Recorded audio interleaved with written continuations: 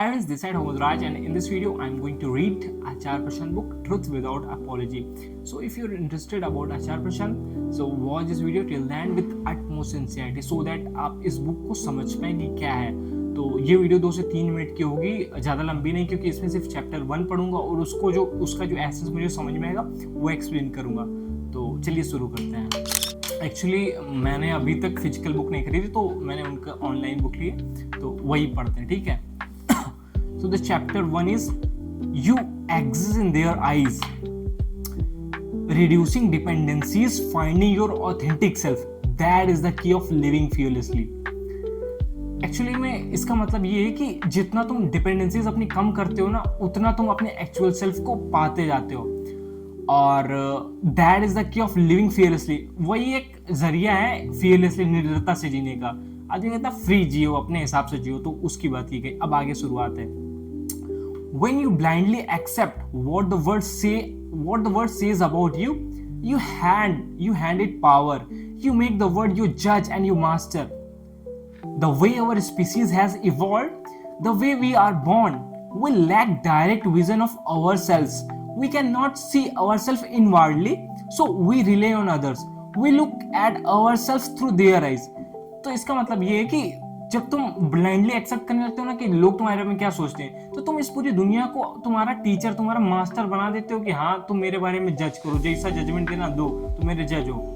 उसके बाद लिखा है कि अब ऐसा हम लोग करते क्यों है कि दूसरों को क्यों इस तरह की पावर देते हैं कि हाँ तुम जज करो मुझे.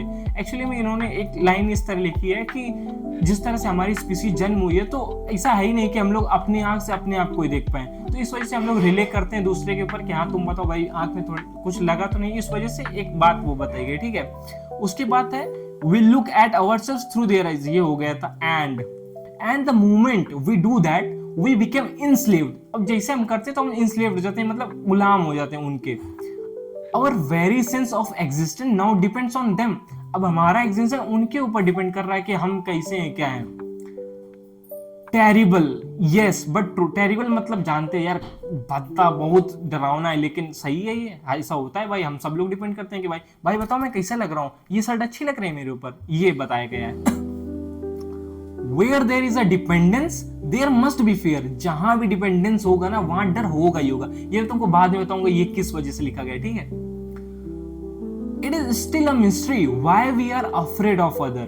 It's not a personal shortcoming. It's the universal consequences of psychological dependence. आज तक ये मिस्ट्री है कि हमको दूसरे लोगों का डर क्या है कि ये चले ना जाएगा, ये कुछ ना कह दें, ये क्या कहेंगे. जिनको ये कुल मिला कैसे समाज का डर बोले था ना, समाज का डर क्यों, ये मिस्ट्री है.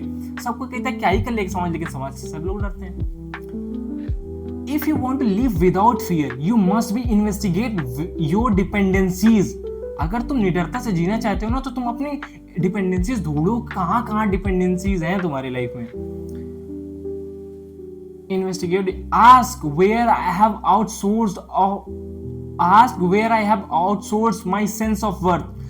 Cooperation is beautiful. Cooperation मतलब सहयोग अच्छा है. Collaboration is necessary.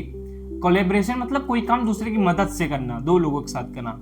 But existential dependence is bondage. Existential मतलब मूल आधार की जरूरत की चीजों के ऊपर किसी के ऊपर डिपेंड करना, ये बॉन्डेज होता है. A business needing raw material, it's natural. एक बिजनेस रॉ मटेरियल की जरूरत होती है, ये नेचुरल है. But the mind needing approval to feel worthy. लेकिन दिमाग की दूसरों का अप्रूवल ले रहा वर्दी फील करने के लिए, ये तो सही नहीं है. दैट्स सिकनेस, मतलब ये बीमारी है. इसका मतलब ये है कि जैसे ना कि तुमको कोई कॉम्प्लीमेंट किया, हाँ भाई तुम तो मधुर बहुत बढ़िया वीडियो बना रहे हो, तुम तो बहुत अच्छा काम कर रहे हो. ये कॉम्प्लीमेंट की कोई कमेंट करके बताया कि अच्छा कर रहे हो, तब तुम बहुत अच्छा फील करोगे. ये बॉन्डेज, ये बीमारी है तुम्हारी कुल मिला के. ये बताया गया. The body can be part of society. Body हो सकती है सोसाइटी, ये शरीर हो सकता है समाज का हिस्सा. You can leave among people. तुम लोगों के साथ रह सकते हो साथ में. वर्क विद देम, तुम काम भी कर सकते हो. स्पीक विद देम, उनके साथ बात भी कर सकते हो. But can you do all that will being inwardly.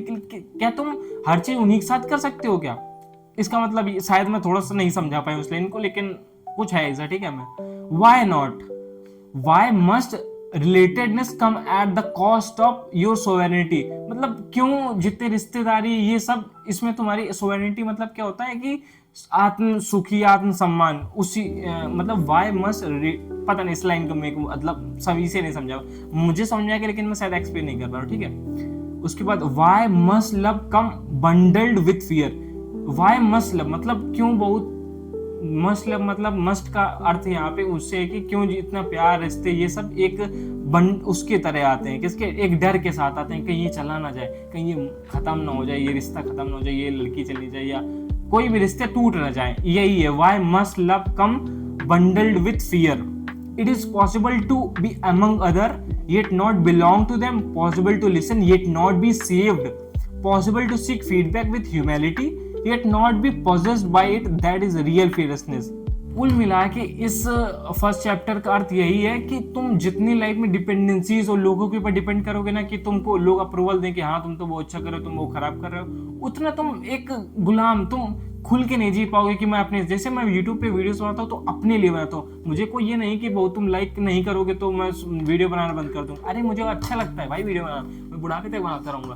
तो तुम जितना डिपेंडेंसीज कम करते जाओगे उतना तुम, अब देखो मैं तुमको बताता लास्ट में बताऊंगा।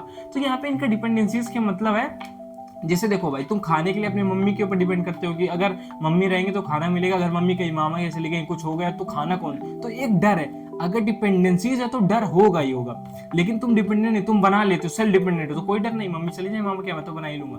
तुमको डर है अपने पापा का कि यार पापा पैसा नहीं देंगे तो मेरा खर्चा कैसे चलेगा, ये डिपेंडेंसीज है। तो डर भी है कि अगर पापा पैसा देना बंद कर देंगे तो मैं तो बर्बाद हो जाऊंगा। तो ये है इसका मतलब। तो चैप्टर 1 था, टोटल 80 चैप्टर है, सबके मैं पार्ट पढ़ के तुमको सबके चैप्टर डालूंगा, ठीक है, जिससे मेरी इंग्लिश इंप्रूव भी होगी, रीडिंग, और बाकी मेरे को तो अच्छी लग रही है बुक, मैं तो पढ़ूंगा, तुम्हारी लाइफ मेरे साथ कुछ वैल्यू ऐड हो जाएगी। तो अच्छी लग गई हो तो फिर वही कह रहा हूँ भाई, मन हो तो लाइक कर दे, नहीं तो इट्स योर चॉइस, ठीक है भाई। Thanks for watching.